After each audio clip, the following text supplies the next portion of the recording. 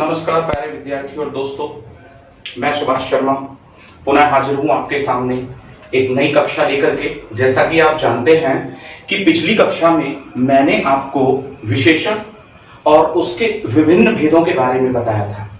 आज जो मैं आपको बताने जा रहा हूं वो है कि जो हमारी विशेषण हैं उनकी जो विभिन्न अवस्थाएं होती हैं वो कौन कौन सी होती हैं तथा इनको हम किस प्रकार से सही से समझेंगे और एग्जाम में उसे हम अंक में परिवर्तित कर देंगे यदि उससे रिलेटेड हमारा कोई भी प्रश्न आता है तो चलिए हम चलते हैं। तो जैसा कि यहां लिखा हुआ है कि विशेषण की विभिन्न अवस्थाएं, तो देखिए मैं आपको बता दूं कि जो गुणवाचक होता है विशेषण, यानी कि गुणवाचक विशेषण किसी के भी गुण या दोष के अनुसार जब किसी संज्ञा की विशेषता बताई जाती है तो वहीं पर ही गुणवाचक विशेषण होता है। तो गुणवाचक विशेषण की जो विभिन्न अवस्थाएं होती हैं उन पर आज हम चर्चा करेंगे। तो देखिए यहां पर मैं आपको बता दूं कि विशेषण की निम्नलिखित 3 अवस्थाएं होती हैं। कितनी अवस्थाएं होती हैं? 3 अवस्थाएं होती हैं, ठीक है।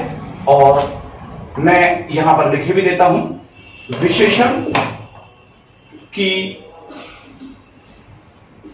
निम्नलिखित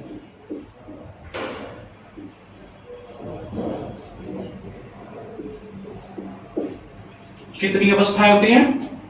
3 अवस्थाएं मैं बता रहा हूं। निम्नलिखित 3 अवस्थाएं होती हैं,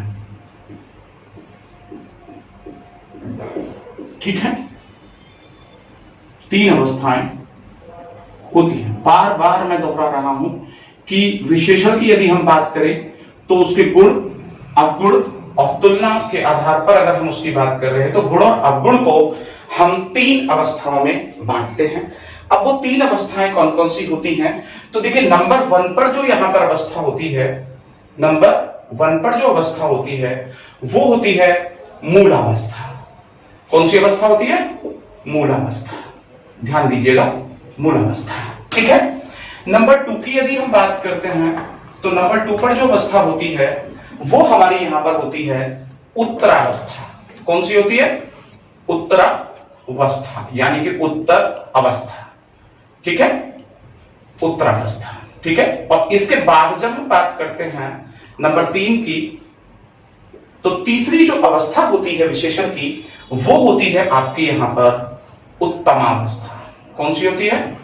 उत्तमावस्था, ठीक है। अब हम यहां पर चर्चा करेंगे इससे रिलेटेड जितना भी हम समझेंगे। तो देखिए यहां पर प्रश्न बनता है कि जो मूलावस्था है उसे हम क्या कहते हैं? तो देखिए मूलावस्था का जो इंग्लिश मीन है वो है पॉजिटिव डिग्री। क्या है? Positive degree. यदि हम बात करते हैं उत्तरावस्था का तो इसे हम इंग्लिश में बोलते हैं कॉम्पैरेटिव डिग्री। क्या बोलते हैं? कॉम्पैरेटिव डिग्री, ओके। यदि हम बात करते हैं उत्तमावस्था की तो हम इसे बोलते हैं सुपरलेटिव डिग्री। क्या बोलते हैं? Superlative degree. तो आई थिंक आप इन तीनों का जो इंग्लिश मीन है वो भी आप समझ गए होंगे। अब प्रश्न यहां पर यह उठता है कि जो हमारा विशेषण है उसकी जो 3 अवस्थाएं हैं उसमें जो पहली अवस्था है मूलावस्था, इसका प्रयोग हम क्या करते हैं, कब करते हैं? तो देखिए मैं आपको बता दूं कि मूलावस्था जो होती है तो विशेषण की शैशव, इन्फेंट, विशेषण की शैशव या प्रारंभिक अवस्था, देखिए जरा समझिएगा, शैशव या प्रारंभिक अवस्था को हम क्या कहते हैं? मूलावस्था कहते हैं, ठीक है ना।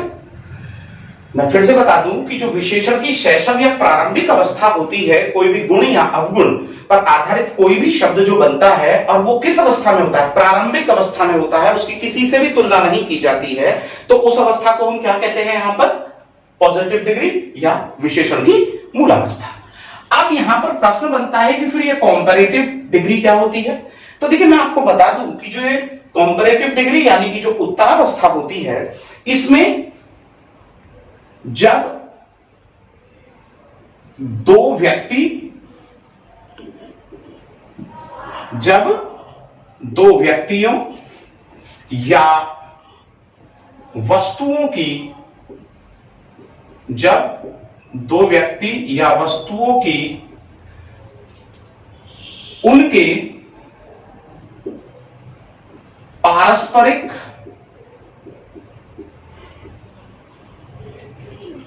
गुणों या अवगुणों से, गुणों या अवगुणों से तुलना की जाती है, गुणों या अवगुणों से तुलना की जाती है, तो वहां कौन सी डिग्री लगाते हैं आप? वहां कौन सी अवस्था लगाते हैं?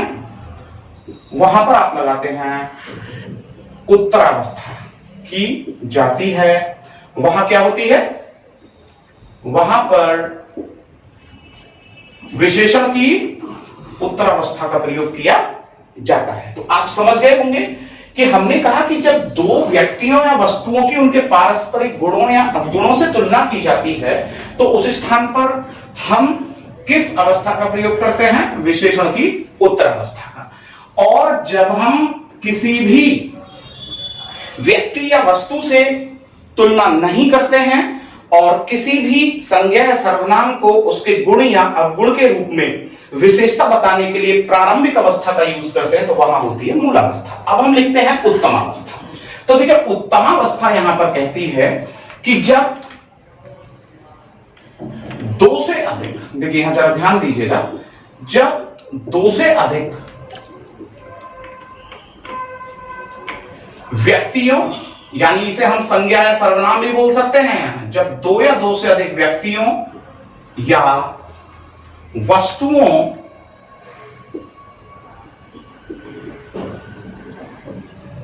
को उनके गुणों या अवगुणों, उनके गुणों या अवगुणों से, गुणों या अवगुणों से तुलना करके, क्या करके? तुलना करके किसी एक को, क्या बोल रहे हैं वो? किसी एक को अधिकतम गुणों में, याद रखिएगा, गुणों में किसी भी एक को, बहुत से में से किसी एक को उसके गुणों या अवगुणों में से अधिकतम या निम्नतम दर्शाया जाता है, निम्नतम दर्शाया जाता है, तो वहां क्या होता है? निम्नतम दर्शाया जाता है। तो वहां पर आप क्या यूज करते हैं? वहां पर विशेषण की कौन सी अवस्था? वहां पर विशेषण की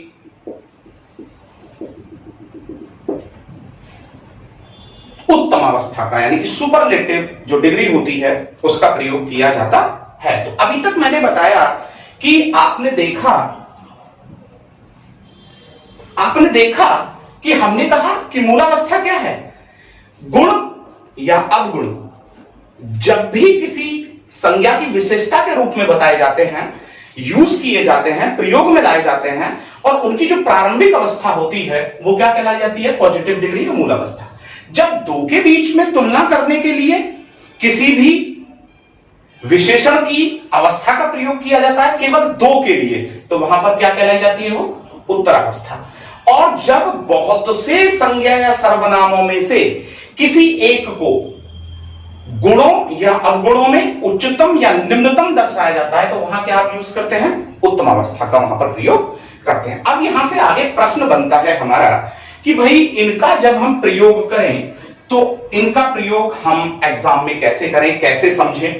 देखिए, तो मैं इन्हें आपको उदाहरण के तौर पर यहां पर बता देता हूं, ठीक है? उदाहरण देखिए। अब उदाहरण देखें हम, यहां पर हमने लिख दिया राजू एक अच्छा लड़का है। जरा ध्यान दीजिएगा, राजू एक अच्छा लड़का है। अब जब हमने यहां पर बात की कि राजू एक अच्छा लड़का है, तो यहां पर लड़के की विशेषता क्या है? अच्छा। तो श्योर है कि ये गुणवाचक विशेषण है, और गुणवाचक विशेषण में भी अच्छे को हम और ज्यादा सॉर्टाइज नहीं कर सकते हैं। यानी अच्छा जो है ये विशेषण की कैसी अवस्था है? शैशव अवस्था, प्रारंभिक अवस्था है। इसलिए यहां पर ये जो विशेषण की अवस्था यदि पूछी जाए तो हम इसे क्या कहेंगे? मूलावस्था कहेंगे। क्या कहेंगे? विशेषण की मूलावस्था।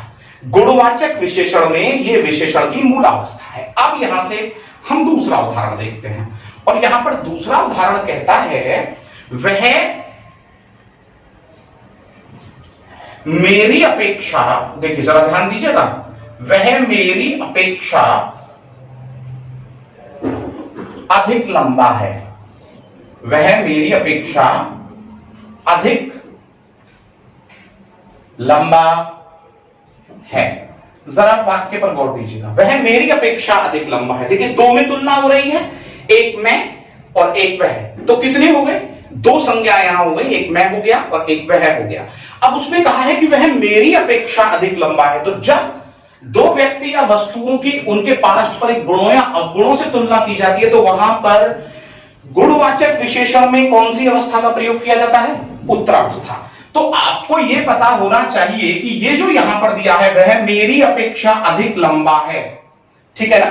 तो ये जो यहां पर दिया है किसके लिए दिया है? वह के लिए दिया है। तो ये जो यहां पर विशेषण लाए हैं हम, अधिक लंबा, तो अगर लंबा हम केवल बोलते तो ये होती मूल अवस्था, क्योंकि किसी से तुलना नहीं थी। लेकिन अब बोला गया है की अपेक्षा अधिक लंबा, तो श्योर है कि ये जो यहां पर आई ये कौन सी अवस्था है? गुणवाचक विशेषण की उत्तरावस्था। देखिए मैं आपको इसके बारे में थोड़ा और बता देता हूं।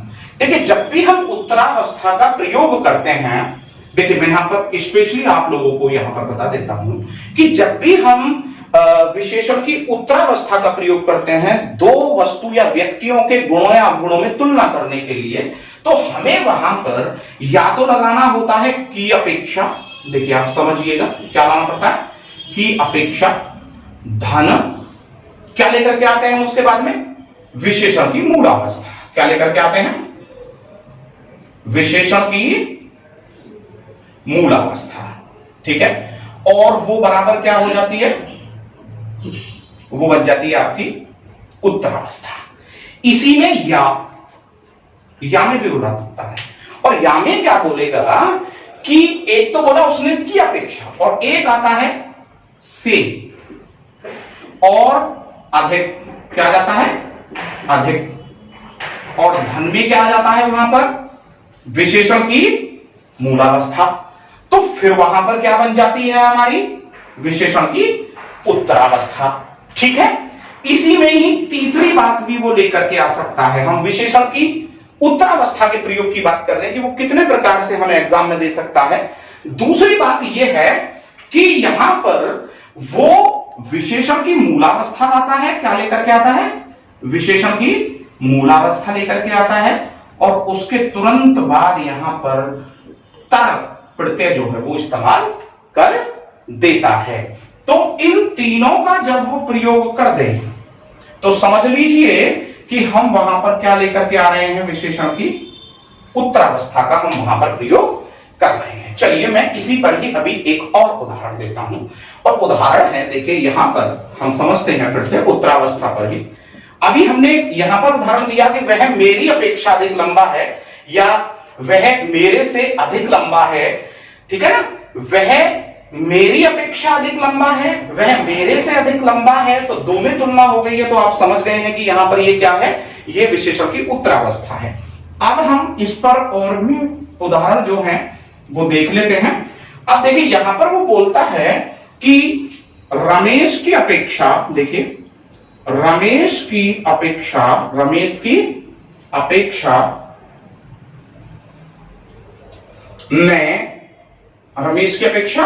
मैं अधिक सीधा हूं। रमेश की अपेक्षा मैं अधिक सीधा हूं। अब यहां जो बोला गया रमेश की अपेक्षा मैं अधिक सीधा हूं, तो इसमें गौर देने वाली बात है कि यहां पर देखिए दिया है अधिक सीधा, दो के बीच में तुलना हो रही है। तो क्या हो गया यहां पर? ये जब दो के बीच में तुलना हुई है गुणीय अवगुणों से, तो श्योर है कि ये गुणवाचक विशेषण में उत्तरावस्था का प्रयोग किया गया है। अब हम ये देखते हैं। अब हमने कहा कि इसमें तर भी लगा दिया जाता है। अब जब तर लगा दिया जाता है तो मैं यहां पर बोल सकता हूं कि K2 देखिए मैं इंग्लिश में लिख देता हूं उसको। K2 गाडविन ऑस्टिन, आपने एक पर्वत चोटी का नाम सुना होगा, K2 गाडविन ऑस्टिन जिसे हम बोलते हैं K2 पर्वत चोटी, K2 पर्वत चोटी माउंट एवरेस्ट की अपेक्षा, क्या बोला, माउंट एवरेस्ट पर्वत चोटी की अपेक्षा, माउंट एवरेस्ट की अपेक्षा अब क्या है, निम्नतर है। कैसी है, निम्नतर है। अब जरा इस पे गौर देंगे। हमने कहा K2 जो पर्वत चोटी है वो जो माउंट एवरेस्ट है उस पर्वत चोटी की अपेक्षा कैसी है, निम्नतर है। ध्यान दीजिएगा, उसकी अपेक्षा कैसी है, निम्नतर है। हम ये भी बोल सकते थे कि उससे कम ऊंचाई वाली पर्वत चोटी है, तो तुलना दो में हुई, तो हम यहां पर तर भी लेकर के आगे। देखिए ऐसे ही इस पर बहुत सारे हम और भी उदाहरण आपको दे सकते हैं। जैसे कि मैं आपको बताऊं कि निकट, तो निकट का उत्तरावस्था बनेगी निकटतर, उच्च की उत्तरावस्था बनेगी उच्चतर, अधिक की उत्तरावस्था बनेगी अधिकतर, सुंदर की उत्तरावस्था होगी सुंदरतर, और लघु की क्या हो जाएगी, लघुतर। तो इस प्रकार से भी आप क्या बना सकते हैं, उत्तरावस्था विशेषण की बना सकते हैं। तो आप इन्हें बहुत अच्छे से समझ गए होंगे। चलिए अब हम यहां से आगे बढ़ते हैं। तो हमने यहां पर फिर से देखना है कि अब हम यहां पर जो उदाहरण देखेंगे वो क्या है और किस प्रकार से हम उन्हें समझेंगे। तो आप इनको समझ गए होंगे अच्छे से, ठीक है ना। अब हम यहां से फिर आगे बढ़ रहे हैं और फिर से देख रहे हैं कि जो ये उत्तरावस्था है और अब इसके बाद उत्तमावस्था क्या कहती है। तो देखिए फिर से हम उत्तमावस्था की बात करते हैं। अब देखते हैं कि फिर से जब हम इसको आगे लेकर के चल रहे हैं चैप्टर को, तो हम उत्तमावस्था की क्या बात करते हैं। देखिए आपको अभी मैं इन तीनों को यहीं पर ही लिखे रहने देना चाहता हूं। देखिए उत्तमावस्था क्या कहती है, उत्तमावस्था कहती है कि जब बहुत सी संज्ञा या सर्वनाम को, जब बहुत से संज्ञा या सर्वनाम को हम उनके गुण या अवगुणों के आधार पर उनमें से किसी एक को गुणों में या तो उच्चतर दिखाते हैं या निम्नतर दिखाते हैं, तो वहां पर क्या होता है, वहां पर उत्तमावस्था होती है विशेषण की। अब देखिए कैसे, इसमें हम क्या क्या इस्तेमाल कर सकते हैं। देखिए मैं यहां पर आपको बता देता हूं कि हम क्या क्या इस्तेमाल करेंगे किसमें, उत्तमावस्था में। तो देखिए क्योंकि मैंने अभी यहां लिखा है, तो एक तो इसमें आपका आ जाता है सबसे अधिक, और उसके साथ साथ आप जानते हैं कि क्या मिलता है आपको, यहां पर विशेषण की मूलावस्था क्या मिलती है, धन क्या करते हैं, विशेषण की मूलावस्था को इसमें हम जोड़ देते हैं, और वो क्या बन जाता है फिर उससे, यहां पर बन जाती है वो विशेषण की उत्तम अवस्था।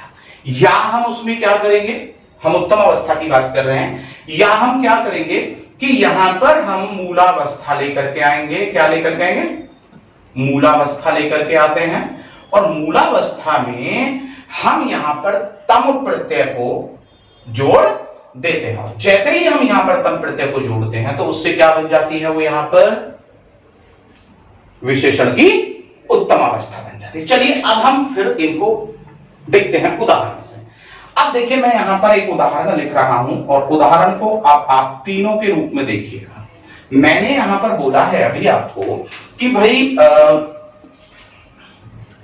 मेरा भाई, क्या बोला, मेरा भाई यहां पर सबसे अधिक लंबा है। मेरा भाई यहां पर सबसे अधिक लंबा है, ये उदाहरण दिया, ठीक है। अब देखिए यहां पर उसने बोला कि मेरा भाई यहां पर बहुत सारे लोग हैं, उनमें कैसा है वो, सबसे अधिक, और ये क्या आ गई, मूलावस्था, लंबा है। तो श्योर है कि जब सबसे अधिक आया और बाद में आ गया मूला अधिक, वो आ गई, मूलावस्था आ गई और सबसे अधिक आ गया और विशेषण की मूलावस्था आ गई, तो श्योर है कि यहां पर ये क्या कहलाया जाएगा, विशेषण की उत्तम अवस्था कहलाई जाएगी। देखिए इसी पर ही दूसरा देख लेते हैं। दूसरा यहां पर बोला कि आप चालाक हो, अब देखिए यहां बोला आप चालाक हो। अब आप चालाक हो तो हमने किसी से तुलना तो नहीं की ना कि आप चालाक हो, किससे, वो ये नहीं बताया। तो यहां पर जब हम इसको देख रहे हैं कि आप चालाक हो, तो श्योर है कि इसमें तुलना किसी से भी नहीं हुई है। तो ये यहां पर जो विशेषण की अवस्था है वो कौन सी होनी चाहिए? मूल अवस्था होनी चाहिए, क्योंकि किसी से भी तुलना नहीं हुई है। लेकिन अगर हम इसी वाक्य को यहां पर ऐसे लिख देते हैं कि आप उसकी अपेक्षा अधिक चालाक हो, जरा ध्यान दीजिएगा, आप उसकी अपेक्षा अधिक चालाक हो। अब ये कितनों में तुलना हुई है? अब आप मुझे ये बताइए, आप उसकी अपेक्षा अधिक चालाक हो तो केवल दो के बीच में ही तो तुलना हुई है। और फिर इसमें क्या दिया? आप उसकी अपेक्षा अधिक चालाक हो। तो जब यहां पर की अपेक्षा दे दिया जाता है या से अधिक दे दिया जाता है और प्लस विशेषण की मूल अवस्था दे दी जाती है चालाक, ठीक है ना, तो यहां पर ये क्या कहलाया जाएगा कि ये कौन सा है? तो यहां पर जो ये है, ये विशेषण की कौन सी अवस्था है भाई? ये है उत्तरावस्था। बात समझ में आई आपके या नहीं है? ठीक है ना? ठीक है। अब हम फिर से यहां पर एक उदाहरण ले लेते हैं, ठीक है, और उसे हम ध्यानपूर्वक समझेंगे ताकि हम कोई गलती अपने एग्जाम में ना करें। ठीक है, फिर से हम एक उदाहरण ले लेते हैं और उसको फिर से देखते हैं। ठीक है, अब देखिए हमने यहां पर बोला है कि, ध्यान दीजिएगा, ठीक है, अब वो यहां पर कह रहा है कि वह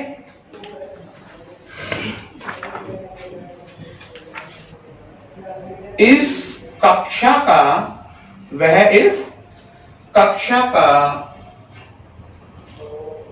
होशियार छात्र है। क्या बोला? वह इस कक्षा का कैसा छात्र है?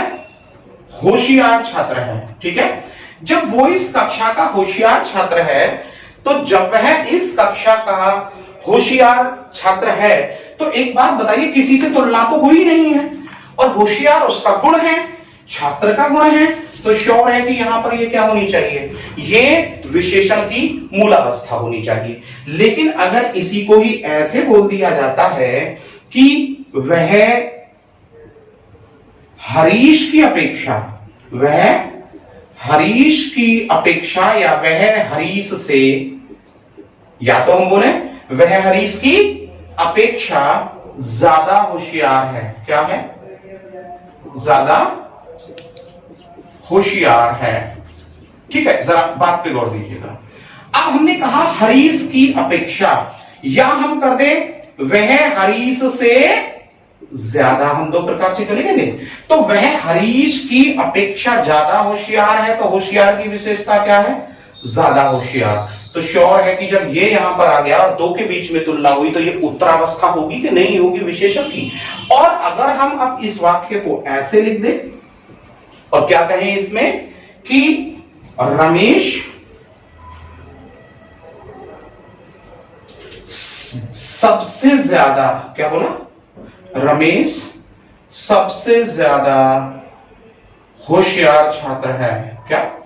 रमेश सबसे ज्यादा होशियार छात्र है। अब देखिए यहां पर, अब जितने भी छात्र हैं उन सब में सबसे ज्यादा होशियार कौन है? रमेश। तो सीधी सी बात है कि यहां छात्र की विशेषता क्या बता दी है? सबसे ज्यादा। तो श्योर है कि यहां पर जब बहुत सौ में से किसी एक को ही सबसे ज्यादा बता दिया गया है, इन सबसे ज्यादा को ले आए गए हैं, तो यहां पर यह विशेषण की कौन सी अवस्था कहलाएगी? उत्तम अवस्था। इसी प्रकार से मैं बता दूं, निकट, निकटतर, निकटतम, दोबारा से देखिए, निकट, निकटतर, निकटतम, मैंने कहा था ना कि तम लग जाता है। इसी प्रकार से देखिए, उच्च, उच्चतर, उच्चतम। फिर से देखिए, सुंदर, सुंदरतर, सुंदरतम। हमने देखा यहां पर लघु, लघुतर, लघुत्तम। तो मैं समझता हूं प्रिय दोस्तों कि आप बहुत ही अच्छे से विशेषण की विभिन्न अवस्थाओं को समझ गए होंगे, और आपके एग्जाम में किस प्रकार से आप इसे अंक में परिवर्तित करेंगे वो भी आप भली भांति इस कक्षा को अच्छे से समझने के बाद समझ पाएंगे। तो मैं जल्दी ही आपके सामने फिर पुनः एक नई कक्षा लेकर के हाजिर होऊंगा, जिसमें हिंदी से संबंधित एक नया अध्याय होगा, जो कि आगामी परीक्षा DSSB, USSB और UPSI, टेट आदि में बहुत महत्वपूर्ण होगा। तब तक के लिए मैं आपसे विदा चाहता हूं। नमस्कार, जय हिंद दोस्तों।